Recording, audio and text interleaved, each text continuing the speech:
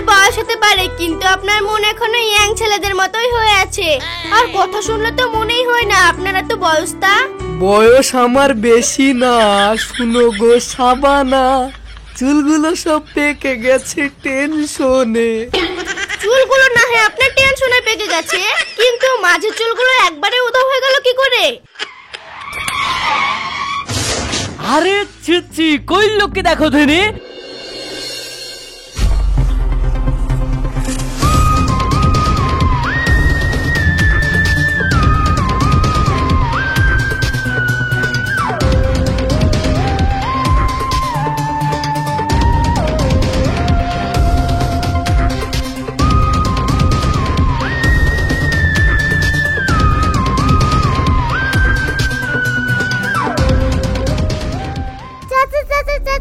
সর্বনাশ হয়ে গেছে, তোমার মেয়ে একটা টাকলা বুড়োর সঙ্গে বাগানে দেখতে পালিয়ে গেল। হ্যাট, আইতো ভাই তো কথা বলা জায়গা পাসনি, কাকে না কাকে দেখে এসি আমার মেয়ের নামে বদনাম করছিস। চাচা বদনাম করবো কেন? ওটা তো আমার বোন, কোন ভাই কি বোনের নামে বদনাম করতে পারে? হ্যাঁ সেটাও তো ঠিক, চল তাহলে বাড়ির ভেতরে গিয়ে দেখি।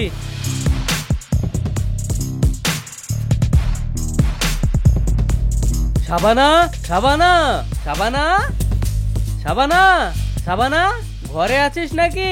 শাবানা, শাবানা। চাচা ডাকলে আর উত্তর দিবে না, ও এখন দক্ষিণ পাড়ে ছুটেছে। মেয়েটাকে এত ভালোবেসে ও আমি আমার মনের মতো করতে পারলাম না, শেষমেশ আমার মান সম্মান ডুবিতে চলে গেল। চাচা তুমি দুঃখ করছো, দুঃখ করো না, তোমার ওই মেয়ে আবার এই বাড়িতে ফিরে আসবে। যে বুড়োর সঙ্গে গিয়েছে ওই বুড়ো বেশি দিন লাস্টিং করবে না। দুঃখ কি আমার একদিক দিয়ে হচ্ছে, মেয়ে তো আজ না হয় কাল অন্যের ঘরে দিতেই হবে, তাই বলে গেল তো গেল, একটা টাকলা বুড়ির সঙ্গে গেল, একটা ভালো ছেলের সঙ্গে গেল। তো চাচা ওই বুড়ো বেশি দূর যেতে পারবে না, এইখানে বসে না থেকে চলো দেখে ধরে আনি, নাহলে গ্রামের মানুষ যদি জেনে যায় তোমার মান সম্মান একবারে শেষ। হ্যাঁ তুই ঠিক বলেছিস, চল কেমনে গেল দেখাবি, আমাকে নিয়ে চল, তারপরে ওদেরকে আমি দেখছি।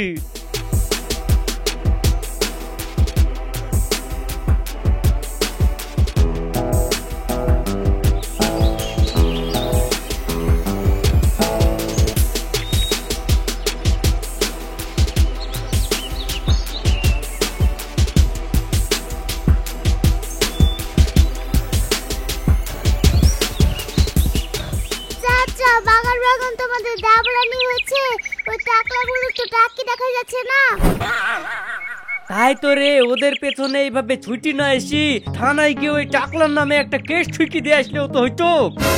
চাচা তোমার কি ব্রেনে টাচ ছিড়ে গেল নাকি? তাই তুমি উল্টো পাল্টা বলছো। ওই টাকলা তুমি নাম ঠিকানা জানো নাকি? তাই তুমি কেস করবা? তুমি এক কাজ করো, তোমার মেয়েকে খুঁজে পাচ্ছ না বলি থানায় একটা ডায়েরি করে আসো। আমার মেয়ে তো হারায়নি, আমার মেয়ে পালিয়ে গেছে, তাহলে কি বলি ডায়েরি করব? আর এই সব ব্যাপারে পুলিশ কেস করতে গেলে ব্যাপারটা তো আরোই হাইলাইট হয়ে যাবে। আচ্ছা ঠিক আছে, তাহলে কিছুদিন চুপচাপ থেকে মনে মনে খোঁজ লাগাও। হ্যাঁ এইটাই করা ভালো, চল বাড়ি চল।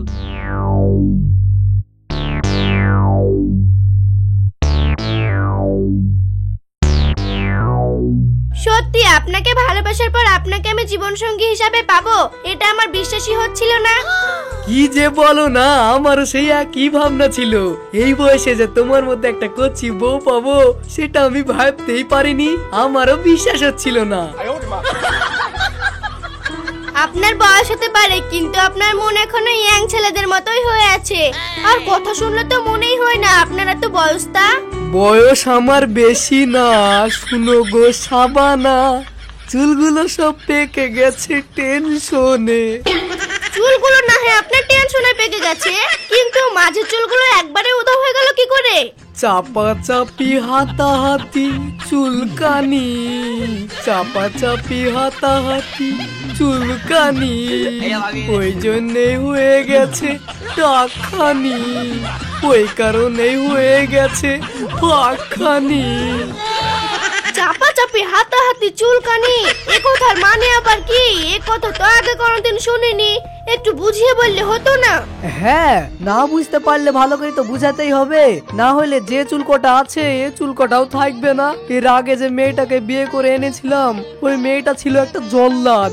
আমার কাছে শুধু বড় বড় জিনিস আবদার করতো আর সঙ্গে সঙ্গে এনে না দিলে আমাকে মারবো কাটবো বলি চাপ দিত। আমিও রেগে গিয়ে ওর সঙ্গে ঝগড়া করতাম, ঝগড়া করতে গিয়ে একটু হাতাহাতি হতো, আর হাতাহাতি করার পর এই বাড়ি থেকে মায়ের বাড়ি চলে যেত। ওই কারণে বইয়ের জন্য একটু চিন্তাও হইতো, আর চিন্তা করতে গেলে তো একটু চুলকানি হবে। ওইভাবে চুলকাতে চুলকাতে আমার চুলগুলো সব উঠে পড়েছে। আচ্ছা এবার বুঝলাম, বউয়ের সঙ্গে হাতাহাতি করতে গিয়ে চুল ছেঁড়াছেড়ি হয়েছে, আর বাদ বাকি যে চুলগুলো ছিল আপনি চুলকাতেই তুলে ফেলেছেন। আচ্ছা তাহলে পাকলো কিভাবে? ওই তো বিয়ে করলে 1-1.5 মাস পরে বউ টিকছে না, ওই টেনশন করা কি ভালো? টেনশন চিন্তা এগুলো তো খুব খারাপ জিনিস, মানুষের ঘুম কেড়ে নেয়। ঠিকঠাক ভাবে না ঘুমালে তো পেটে গ্যাস হয়, আর গ্যাস হলেই তো এইসব চুল পাকার সমস্যাগুলো দেখা দেয়। আপনাকে টেনশন করতে হবে না, আমি আপনাকে ছেড়ে কোথাও যাব না। এখন থেকে আপনি আমাকে নিয়ে নিশ্চিন্ত ভাবে থাকতে পারেন। আহ, কথাটা শুনে মনটা একবারে ভরে গেল গো। আজকে আর খাওয়া দাওয়া লাগবে না, যাও তুমি খাওয়া দাওয়া করে নাও গা। না না তাই বললে হয়, চলেন দুজনে একসঙ্গে খাওয়া দাওয়া করে নেব। বলছো তাহলে চলো।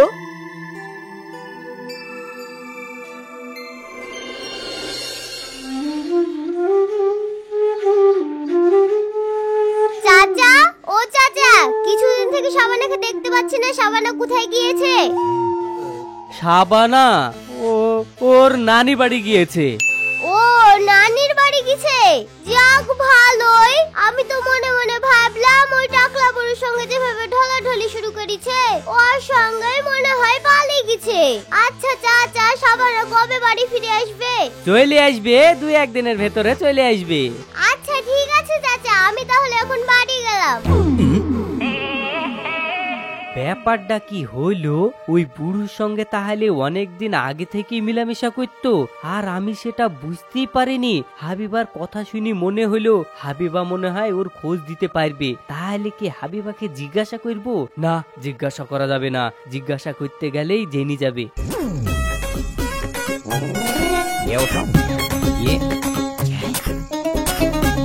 কিরে হাবিবা, কোথায় গিয়েছিলি? শাবানাদের বাড়িতে গিয়েছিলাম। ও আবার বাড়িতে নয়, নানি বাড়ি বেড়াতে গিয়েছে। নানির বাড়িতে গিয়েছে নাকি? এই কথা তোকে কে বললো?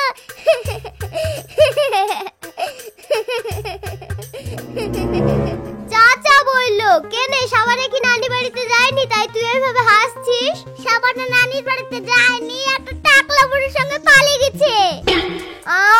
আমি মনে মনে যা ভাবলাম তাই। ও চাচা নিজের মেয়ের দোষ ঢাকার জন্য আমাকে মিথ্যা কথা বললো। আমি কি কিছু জানিনি নাকি? ওই বুড়োর সঙ্গে আর কবে থেকে পিরিত, আর কোথায় কখন দেখা করতে যেতেও আমি সব জানি, কিন্তু কাউকে বলিনি। কি বলছিস রে তুই? ওই টাকলাটার বাড়ি কোথায়? চলে যখন গেছে কথাটা গোপন রেখে পেটের ভিতরে কষ্ট দিয়ে লাভ আছে? কোথায় বাড়ি আর ওদের কিভাবে সম্পর্ক হয়েছে শোন তাহলে।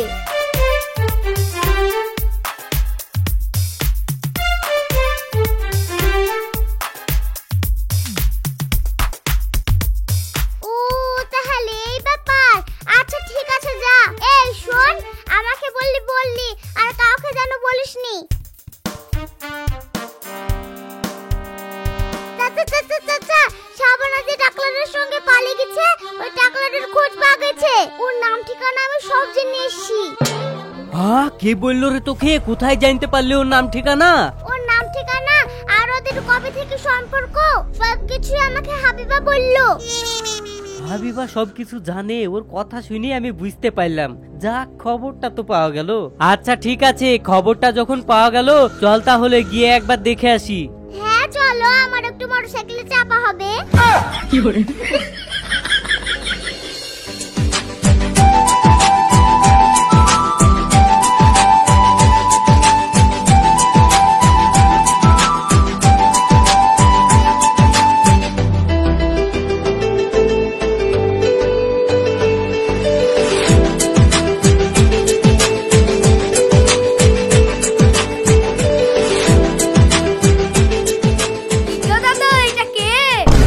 কে সেটা পরে শুনবি, আগে বল তোর বাপ আমার কে হয়? আমার বাপ তোমার ভাই হয়। তোর বাপ আমার ভাই হয়, তাহলে আমি তোর কে হচ্ছি? আমার বাপ তোমার ভাই হয়, তাহলে তুমি বুল বুল ঠিক করে বুল, না হলে কিন্তু তোর বাপকে কি বলবো। দাদু। কি ঠিক হয়েছে তো?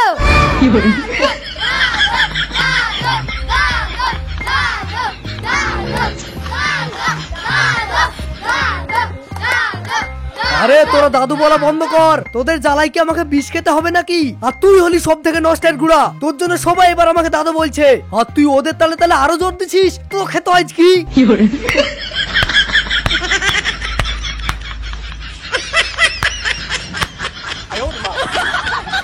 তুমি আমাকে মারলা কেন? আমি তো ঠিকই বলেছি। তোর বাপ আমার ভাই হয়, আর আমি তো চাচা হয়, আমাকে চাচা বলতে পারিসনি? চাচা হও তাও আমি জানি। আমি কি আমার দাদু বলেছি? আমি তো আমার ছেলের দাদু হও বলেছি। অনেক তো ফালতু কথা বলবি নি, তো ছেলে দাদু হয় তো ছেলে বলবে, তাই বলি কি তুই আমাকে দাদু বলবি? আর একবার যদি দাদু বলিস না, মেয়েরই মুখ ফাটিয়ে দেবো।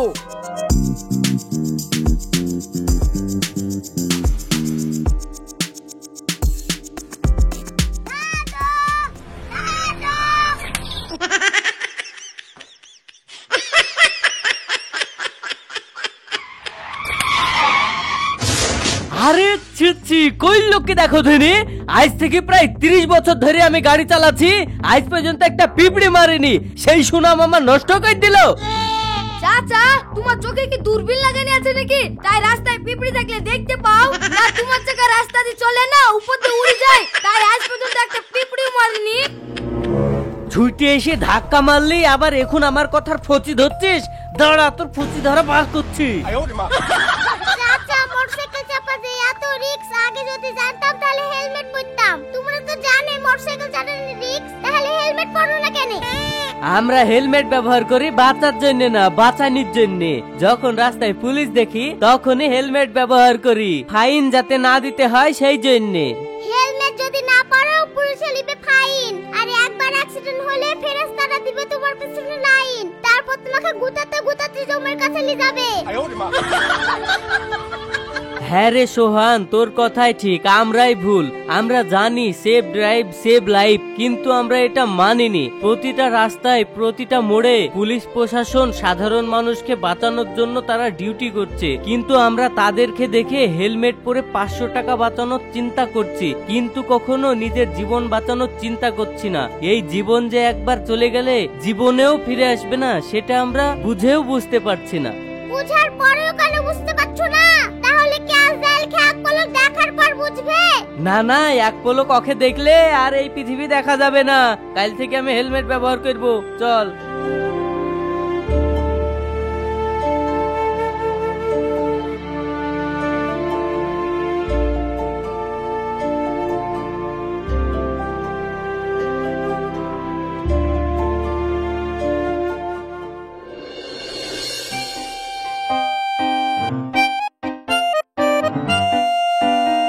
বাপ জামাই ভালো আছো?